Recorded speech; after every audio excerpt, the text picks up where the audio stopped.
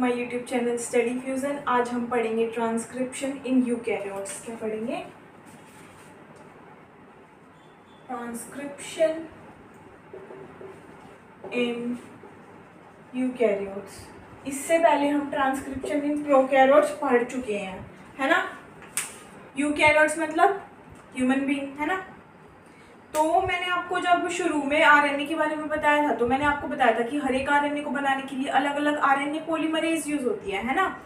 तो एक चीज आपको ध्यान रखनी है कि जो आरएनए पॉलीमरेज थर्ड है ना, जो किसको बनाती है, मेनली मैंने आपको बताया था कि ये टीआरएनए को बनाती है।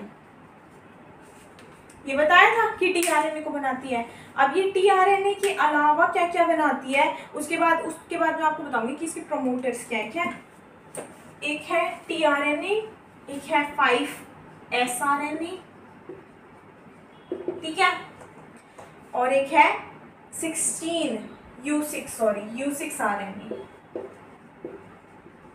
तो जब 3 आरएनए बनने हैं ना, अलग अलग टीआरएनए बनना है, 5SRNA बनना है, U6 RNA बनना है, तो तीनों में अलग अलग टाइप के जो है ना प्रोमोटर्स मिलेंगे। प्रोमोटर्स हमने पढ़ा था ना, टाटा बॉक्स जैसे हो गया, सीक्वेंस अलग अलग मिलेगी, ठीक है। तो जो 5SRNA है उसके लिए टाइप 1 प्रोमोटर होगा, ठीक है। इसके लिए टाइप 2 प्रोमोटर होगा, इसके लिए टाइप 3 प्रमोटर होगा। ये छोटी सी चीजें आपको बेसिक है, ये चीज आपको याद रखनी है, ठीक है। इसके अलावा जैसे मैं पहले बताती थी कि मैं प्रोसेस से पहले मटेरियल रिक्वायर्ड बताती थी कि क्या क्या है, हम पहले वो देखेंगे कि मटेरियल्स रिक्वायर्ड क्या क्या है, ठीक है।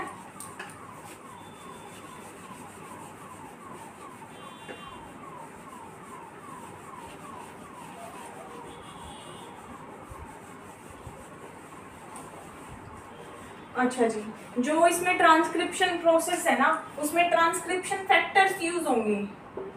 ट्रांसक्रिप्शन फैक्टर्स, इसको हम शॉर्ट में बोल देते हैं TF, ठीक है। तो इसमें जो जो है वो मैं आपको बता रही हूँ, आप नोट करते जाइएगा, ठीक है।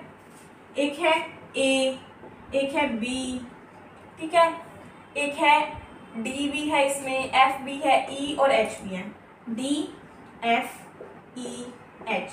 लाइन वाइज ऐसे बता दिया। C नहीं है, C नाम का कोई ट्रांसक्रिप्शन फैक्टर नहीं है, ठीक है। अब जो ये है ना ट्रांसक्रिप्शन फैक्टर D के बारे में पहले मैं आपको बता रही हूँ, क्योंकि D सबसे ज्यादा इंपॉर्टेंट है। D के अंदर होता है एक TBP, टाटा बाइंडिंग प्रोटीन, ठीक है, और एक होता है TAF, TBP associating protein,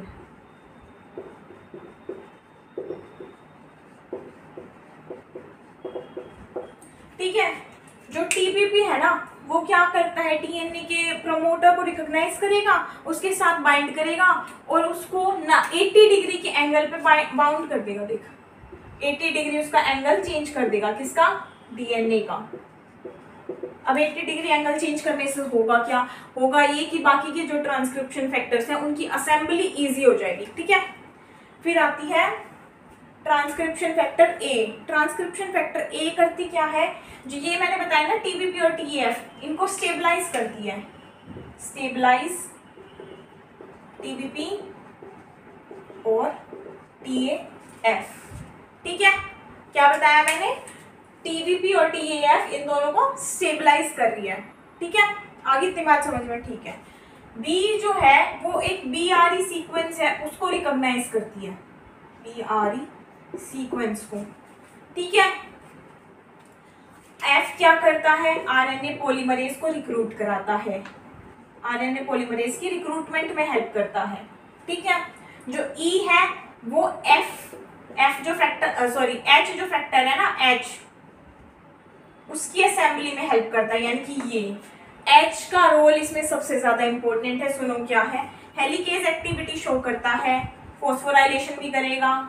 phosphorylation कर रहा है तो किसकी तरह एक्ट कर रहा है, काइनेज एंजाइम की तरह, है ना। तो ये दोनों की तरह काम कर रहा है, हेलिकेज की तरह भी और काइनेज की तरह भी। क्या क्या बताया मैंने, ट्रांसक्रिप्शन फैक्टर A है जो स्टेबलाइज करेगा TBP और TAF को, ये BRE सीक्वेंस को रिकॉग्नाइज करेगा। इसमें दो होते हैं, TBP और TAF। ये क्या करेगा, आरएनए पॉलीमरेज को रिक्रूट करेगा, ये ट्रांसक्रिप्शन फैक्टर H की असेंबली में हेल्प करेगा, ये हेलिकेज और काइनेज की तरह एक्ट करेगा। ठीक है, चलो आगे बढ़ते हैं।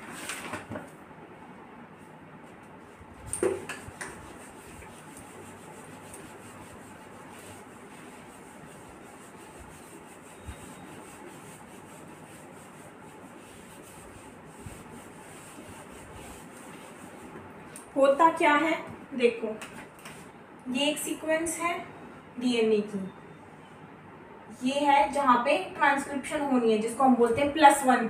तो जो +1 सीक्वेंस होती है ना, ये तो होती है एटी रिच मतलब एडेनिन और थाइमिन रिच। और जो इसकी इधर वाली और इधर वाली होती है, यानी कि अपस्ट्रीम और डाउनस्ट्रीम, क्या बताया मैंने, अपस्ट्रीम और डाउनस्ट्रीम, ये होती है जीसी रिच। ठीक है, तो यहाँ पे क्या मिलेगा, यहाँ पे मिलेगा टाटा बॉक्स, TA। ठीक है, क्या बताया मैंने कि जहां पे ट्रांसक्रिप्शन होनी है वहां है टाटा बॉक्स, उससे दोनों इस साइड जो है वो है जीसी रिच सीक्वेंस, जीसी मतलब ग्वानिन और साइटोसिन रिच सीक्वेंस। ठीक है, इतना आ गया समझ में, ध्यान से देखना।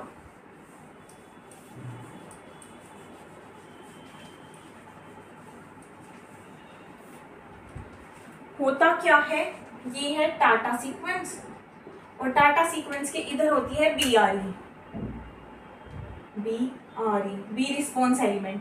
ठीक है, तो मैंने क्या बताया था कि जो आरएनए पॉलीमरेज है वो यहाँ आके बाइंड होगी, उससे पहले क्या बाइंड होगा, ट्रांसक्रिप्शन फैक्टर 2D, यहाँ पे ट्रांसक्रिप्शन फैक्टर आ गया D। ठीक है, D के पास क्या था, TBP था और TAF था, है ना, क्या था, TBP टाटा बाइंडिंग प्रोटीन और TBP TATA binding protein accessory factor, ऐसे था ना, फैक्टर कह लो प्रोटीन कह लो एक ही बात है। ठीक है, तो ये टाटा सीक्वेंस है, ये BRE सीक्वेंस है। BRE सीक्वेंस को कौन रिकॉग्नाइज कर रहा था, बी फैक्टर यहाँ आ गया जी। ठीक है, बी फैक्टर आ गया, डी फैक्टर आ गया। अब हमारे को क्या करवाना है, इसकी स्टेबलाइजेशन भी करानी है, तो ए फैक्टर आ गया जी, ए फैक्टर ने इसकी स्टेबलाइजेशन करा दी डी फैक्टर की, है ना, बी ने इसको रिकॉग्नाइज कर लिया। अब हमारे पास आया एफ फैक्टर, एफ फैक्टर ने क्या करा दिया, पॉलीमरेज को रिक्रूट करा दिया, ये होगी जी पॉलीमरेज रिक्रूट। ठीक है, पॉलीमरेज रिक्रूट होगी। अब हमारे पास एक ट्रांसक्रिप्शन फैक्टर हमारे को और चाहिए, कौन कौन सा चाहिए हमारे को, ट्रांसक्रिप्शन फैक्टर ई चाहिए, ताकि वो किसको ला सके, ट्रांसक्रिप्शन फैक्टर एच को ला सके। ठीक है, जो ये आप कॉम्प्लेक्स देख रहे हो ना, इसको हम बोलते हैं pre initiation complex, pre initiation complex. Pre initiation complex क्यों बोला, क्योंकि अभी यहाँ पे इनिशिएशन हुई नहीं है, ये उससे पहले का सीन है। ठीक है, उसके बाद मैंने जब आपको ट्रांसक्रिप्शन फैक्टर्स अभी बताए थे, तो मैंने बताया था कि जो H है वो हेलिकेज की तरह भी काम करेगा और काइनेज की तरह भी काम करेगा। तो अभी यहाँ पे इनिशिएशन हो नहीं सकती। इनिशिएशन कब होगी, जब यहाँ पे काइनेज एक्टिविटी होगी, दो फॉस्फोरस मिलेंगे CTD डोमेन को। ये जो डोमेन आप देख रहे हो ना, ये CTD डोमेन है। किसका डोमेन है ये, आरएनए पॉलीमरेज का CTD डोमेन है। इसको फॉस्फोरस मिलेगा, TF2H निकलेगा, उसके बाद कुछ होगा। क्या हुआ है, जो ये सीक्वेंस था, यहाँ पे प्रमोटर आरएनए पॉलीमरेज थी, इसको मिल गए दो फॉस्फोरस ग्रुप, एक और एक, दो फॉस्फोरस ग्रुप। किसका काम हो चुका है, T ट्रांसक्रिप्शन फैक्टर 2H का अभी काम हुआ नहीं है, मेरी बात सुनो। ट्रांसक्रिप्शन फैक्टर का क्या काम है, हेलिकेज का काम है, तो ये बैंड को ओपन भी करेगा, जो डबल स्ट्रैंडेड स्ट्रैंड है उसको ओपन करेगा। इसका काम होने के बाद ये है निकल जाएगा।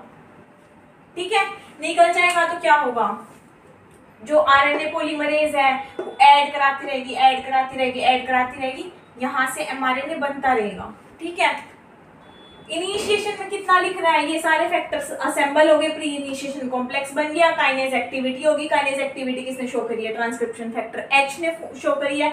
दो फॉस्फेट मिल गए, किसको, CTD डोमेन को। दो फॉस्फेट डोमेन मिलने के बाद इसने अपनी हेलिकेज एक्टिविटी करी, दो स्ट्रैंड को ओपन कर दिया और अब ये बाहर निकल गया है, ठीक है। उसके बाद आरएनए पॉलीमरेज अपना काम कर रही है। आरएनए पॉलीमरेज क्या कर रही है, ऐड करती जा रही है, ऐड करती जा रही है, क्या बनते जा रहे हैं, एमआरएनए बनता जा रहा है ना, बन रहा है कि नहीं बन रहा है, बन रहा है। चलो बताती हूँ मैं आपको एक चीज और भी, सुनो आप। इसको क्या बताया था मैंने, ए है, बी है, डी सी नहीं है, डी है, ई है, एच है ना। जब ये बन चुका है,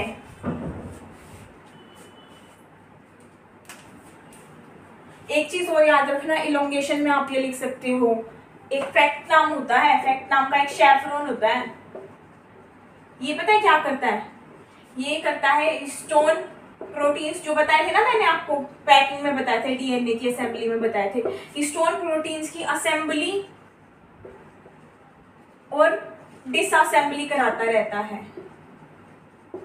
ये क्यों करा रहा है, क्योंकि जैसे ही एमआरएनए ऐसे हो रहा है कि यहाँ से मान लो ये है, यहाँ से एमआरएनए बन रहा है, तो इसको साथ के साथ वो क्या कराना है, बाइंड कराना है ना, साथ के साथ बंद करना है डीएनए स्ट्रैंड को, तो साथ के साथ वो सब चलता रहता है। तो उसमें कौन हेल्प कर रहा है, फैक्ट हेल्प कर रहा है। अब हमने इलोंगेशन तक का काम पढ़ लिया है ना, पढ़ लिया ना इलोंगेशन तक का काम। अब तुमको सुनना है टर्मिनेशन के बारे में। टर्मिनेशन है इसका इम्पोर्टेंट, ठीक है।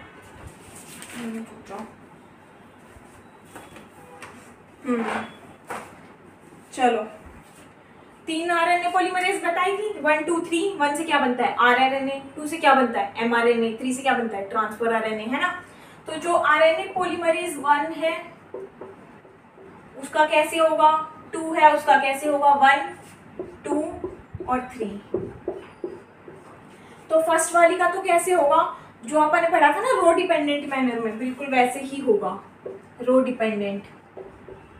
रेड साइड बताई थी ना एक, और इसका रो इंडिपेंडेंट में, रो इंडिपेंडेंट में भी बताया था लूप बन जाएगा, है ना। बात सिर्फ हमने करनी है आरएनए पॉलीमरेज थर्ड की।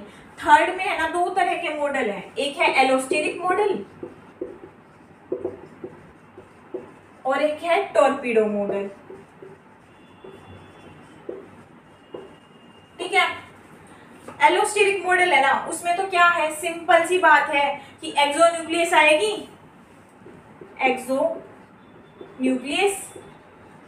वो अपनी शेप चेंज करेगी और उसकी वजह से क्या हो जाएगा, एमआरएनए अलग हो जाएगा। जो ये है ना टॉर्पीडो सीक्वेंस, ये क्या करती है, पॉली ए सीक्वेंस को रिकॉग्नाइज करती है, पॉली ए सीक्वेंस को रिकॉग्नाइज करती है और वहां से कट लगाती है और एमआरएनए क्या होता है, अलग हो जाता है, ठीक है। क्या बताया मैंने, इसका रो डिपेंडेंट मैनर में यानी कि रेड साइड से इसका कैसे होगा, लूप की फॉर्मेशन होगी, जिस उसमें हेयरपिन स्ट्रक्चर की फॉर्मेशन होगी ना। इसमें क्या बताया, एलोस्टेरिक मॉडल में एक्सोन्यूक्लियस आएगी और वो कट लगा देगी, कोई ऐसे खास चीज नहीं है। टॉर्पीडो मॉडल में क्या है, पॉली ए जो सीक्वेंस है उस पर कट लगेगा उसको रिकॉग्नाइज करने के बाद, ठीक है। इतना आ गया।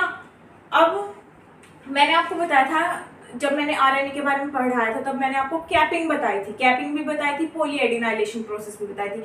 तो जब एमआरएनए ऐसे है ना, तो निकलने के बाद उसमें दोनों प्रोसेसिंग होंगी, कैपिंग भी होगी और पॉली एडिनाइलेशन भी होगी।